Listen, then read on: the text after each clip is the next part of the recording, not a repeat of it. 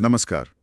आज हम एक ऐसी किताब पर गहरी चर्चा करने वाले हैं जिसने शायद लाखों लोगों की सेल्फ हेल्प यात्रा शुरू की होगी। शिव खेड़ा की यू कैन विन। इसकी शुरुआत ही एक ऐसी पंक्ति से होती है जो हम सब ने कहीं ना कहीं जरूर सुनी होगी। जीतने वाले कोई अलग काम नहीं करते, वे हर काम अलग ढंग से करते हैं। और ये पंक्ति सुनने में जितनी सरल लगती है, इसके मायने उतने ही गहरे हैं।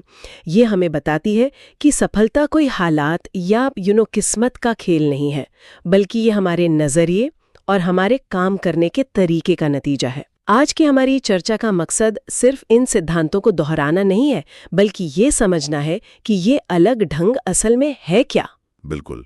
और इसे अपनी जिंदगी में कैसे उतारा जा सकता है, हाँ, क्योंकि अलग ढंग को समझना ही वही तो असली चुनौती है। तो चलिए इसकी जड़ से ही शुरू करते हैं। किताब का जो सबसे बुनियादी पत्थर है वो है नजरिया, एटीट्यूड। खेड़ा कहते हैं कि एक इंसान की बाहरी दुनिया उसके अंदर की दुनिया का आईना है। और एक बहुत मशहूर पंक्ति है, your attitude determines your altitude. आपका नजरिया ही तय करता है कि आप जीवन में कितनी ऊंचाई तक जाएंगे। और यहाँ ये समझना बहुत ज़रूरी है कि सकारात्मक नज़रिए का मतलब हर वक्त मुस्कुराते रहना नहीं है, या ये बोलना कि सब अच्छा है। नहीं, इसका असली मतलब है समाधान केंद्रित होना, सॉल्यूशन ओरिएंटेड। अच्छा। मान लीजिए गाड़ी का टायर पंक्चर हो गया, तो जो नकारात्मक सोच वाला इंसान है वो कहेगा, अरे मेरी तो किस्मत ही खराब है, हमेशा मेरे साथ ही ऐसा होता है। जबकि सकारात्मक सोच वाला व्यक्ति सोचेगा, ठीक है, ये एक समस्या है, इसका समाधान क्या है। हाँ, सबसे नजदीकी मैकेनिक कहाँ है। बिल्कुल, वो समस्या पर नहीं, समाधान पर ध्यान देता है। ये एक बहुत बड़ा फर्क है। लेकिन एक सकारात्मक नजरिया बनाए रखना वो तब बहुत मुश्किल हो जाता है जब इंसान को खुद पर ही यकीन ना हो। यहीं पर शायद आत्मसम्मान सेल्फ एस्टीम की भूमिका आती है। आपने बिल्कुल सही नस पकड़ी है। किताब इन दोनों को कैसे जोड़ती है? देखिए, नजरिया और आत्मसम्मान ना वो एक ही सिक्के के दो पहलू हैं। हाँ, किताब के मुताबिक आत्मसम्मान हर सफलता की नींव है। हाँ, इसका मतलब है अपनी कीमत समझना। हाँ। पर जो दिलचस्प बात है वो ये है कि आत्मसम्मान बाहर से नहीं आता है। ये इस बात पर निर्भर नहीं करता कि कितने लोग आपकी तारीफ कर रहे हैं या आपको पसंद कर रहे हैं। हाँ, हाँ, मतलब ये कि हमें दूसरों से वैलिडेशन हाँ, या मंजूरी लेना बंद करना होगा। हाँ, लेकिन ये कहना आसान है, करना बहुत मुश्किल। हाँ। आज की दुनिया में तो हम सब लाइक और कमेंट्स के सहारे ही जी रहे हैं। जी। तो कोई अपने अंदर इस भरोसे को कैसे मजबूत करे, किताब इसका कोई तरीका बताती है। हाँ, और तरीका बहुत प्रैक्टिकल है। किताब कहती है कि आत्मसम्मान 3 चीजों का नतीजा है: सकारात्मक विचार, सकारात्मक शब्द और सकारात्मक कार्य। जब आप लगातार सही सोचने की कोशिश करते हैं, अपने और दूसरों के बारे में अच्छा बोलते हैं और ऐसे काम करते हैं जिन पर आपको गर्व हो, तो आपका आत्मसम्मान अपने आप मजबूत होने लगता है। ये एक दिन में नहीं होता, ये रोज की प्रैक्टिस है। ठीक है, तो जब किसी का नजरिया सही हो और आत्मसम्मान की नींव मजबूत हो, तब वो बड़े सपने देखने की हिम्मत कर पाता है। यही से बात आती है सपनों और लक्ष्यों की शक्ति की। किताब का एक बड़ा फोकस इस बात पर है कि बिना लक्ष्य की जीवन कैसा होता है। खेड़ा इसकी तुलना बिना पतवार की नाव से करते हैं, जो लहरों के साथ कहीं भी बहती चली जाती है। बिल्कुल, एक विजन या सपना आपको एक मंजिल देता है, लेकिन किताब एक बहुत महत्वपूर्ण बात कहती है, सपना देखना काफी नहीं है, उसे एक ठोस लक्ष्य में बदलना पड़ता है। और लक्ष्य बनाने का भी एक तरीका होता है। अच्छा। लक्ष्य सिर्फ एक इच्छा नहीं होना चाहिए, जैसे मैं अमीर बनना चाहता हूँ। उसे ऐसा होना चाहिए जिसे नापा जा सके, जो असलियत के करीब हो और जिसे पूरा करने की एक समय सीमा हो। इसी सिद्धांत को आज दुनिया भर में स्मार्ट गोल्स के नाम से जाना जाता है। यानी लक्ष्य स्पेसिफिक, मेजरेबल, अचीवेबल, रियलिस्टिक और टाइम बाउंड हो। मैंने व्यक्तिगत रूप से ये महसूस किया है कि जब भी मैं अपने किसी लक्ष्य को कागज पर लिख लेता हूं, तो उसके पूरे होने की संभावना बढ़ जाती है। ये ऐसा है जैसे आपने खुद से एक सौदा कर लिया हो। ये एक मनोवैज्ञानिक तथ्य है।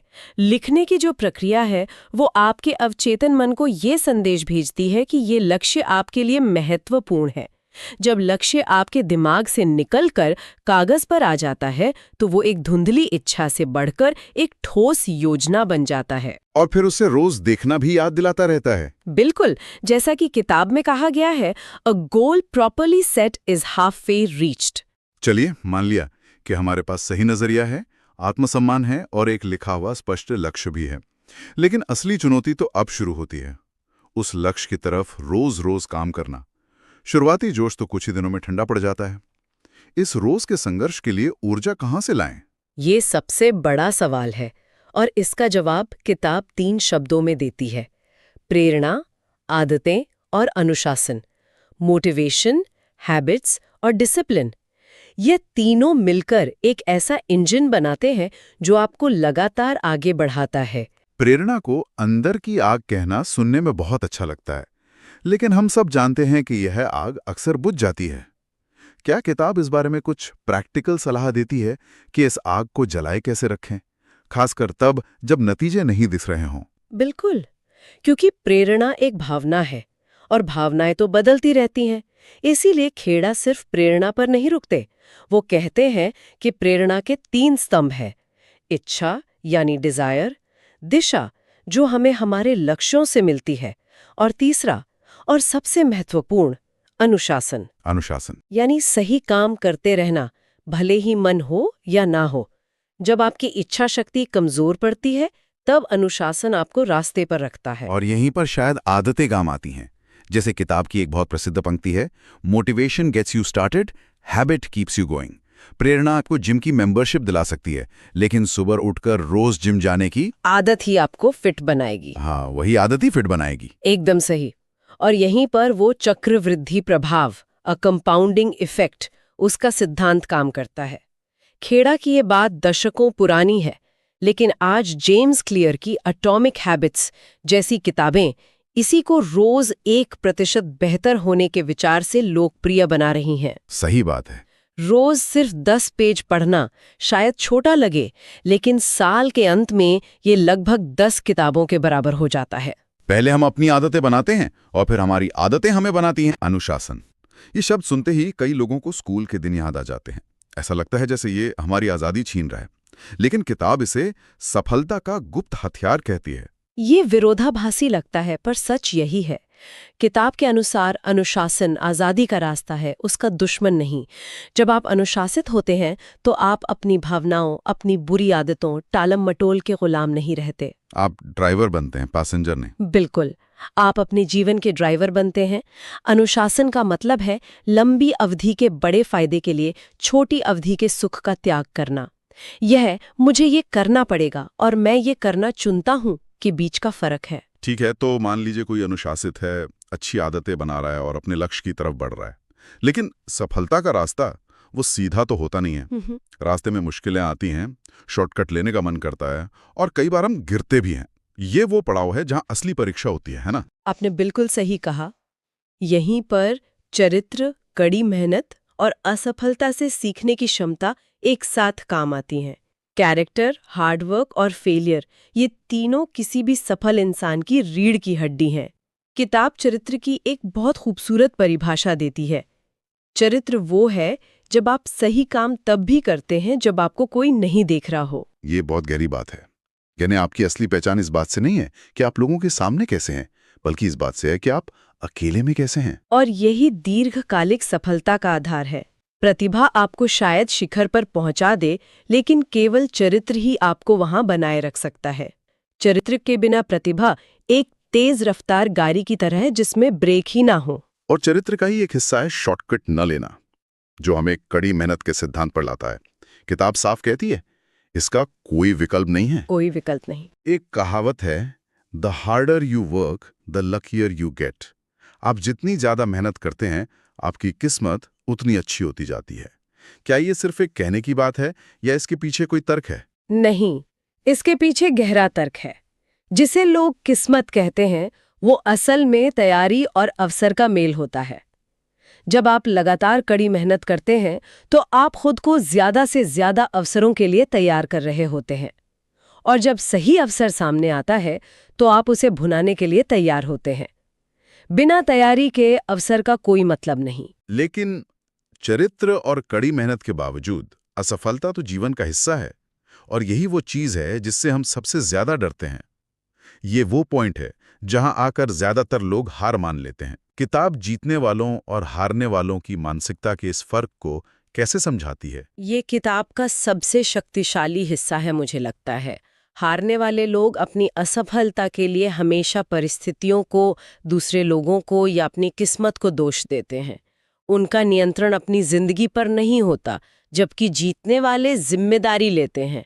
वे कहते हैं, हाँ, मैं असफल हुई, ये मेरी जिम्मेदारी है और मैं इससे सीखकर दोबारा कोशिश करूंगी। किताब कहती है, you are not a product of your circumstances, you are a product of your decisions. यानी आप अपने हालात की पैदाइश नहीं हैं, बल्कि अपने फैसलों की पैदाइश हैं। बिल्कुल, और इसके लिए असफलता को देखने का नजरिया बदलना होगा। किताब हमें सिखाती है कि failure is an event, not a person. असफलता एक घटना है, आप असफल व्यक्ति नहीं है। अगर आप एक परीक्षा में फेल हो गए तो आप फेलियर नहीं है, बस आपका वो एक प्रयास असफल हुआ। हाँ, फेल का एक बहुत अच्छा मतलब बताया गया है, फर्स्ट अटेम्प्ट इन लर्निंग, यानी सीखने की पहली कोशिश। लड़की की पहली कोशिश। असली हार तो कोशिश छोड़ देना है। ये मानसिकता में एक बहुत बड़ा बदलाव है। असफलता को अंत न मानकर उसे सीखने की प्रक्रिया का एक हिस्सा मानना। ठीक है, तो हमने अपनी अंदरूनी दुनिया की बात की, नजरिया, चरित्र, अनुशासन। लेकिन बाहरी दुनिया का भी तो हम पर असर पड़ता है, खासकर उन लोगों का जिनके साथ हम अपना समय बिताते हैं। निश्चित रूप से, और ये किताब के सबसे व्यावहारिक सिद्धांतों में से एक है। हमारी ऊर्जा और हमारा भविष्य बहुत हद तक हमारी संगति पर निर्भर करता है। एक बहुत सीधी और सच्ची पंक्ति है, show me your friends and I will tell you your future. मुझे अपने दोस्त दिखाओ और मैं तुम्हारा भविष्य बता दूंगी। ये सुनने में थोड़ा कठोर लगता है, पर शायद इसमें सच्चाई है। इसे ऐसे समझिए, कुछ लोग एनर्जी बूस्टर्स होते हैं, वो आपको प्रेरित करते हैं, आपके सपनों को बड़ा करते हैं। और कुछ लोग एनर्जी वैम्पायर होते हैं, जो हमेशा शिकायत करते हैं, हर चीज में नेगेटिविटी ढूंढते हैं और आपकी ऊर्जा चूस लेते हैं। आप जिनके साथ सबसे ज्यादा समय बिताते हैं, आप धीरे धीरे उन्हीं का औसत बन जाते हैं। इसलिए यह चुनना कि आप किन आवाज़ों को, किन विचारों को अपने जीवन में आने देते हैं, ये एक बहुत सचेत और महत्वपूर्ण फैसला है। तो इन सभी सिद्धांतों को मिलाकर किताब विजेता बनने के 7 नियम बताती है, जो एक तरह से इस पूरी चर्चा का सार हैं। पहला, स्पष्ट लक्ष्य। दूसरा, सकारात्मक नजरिया। तीसरा, अनुशासन। चौथा, अच्छा चरित्र। पांचवा, कड़ी मेहनत। छठा, निरंतर सीखना।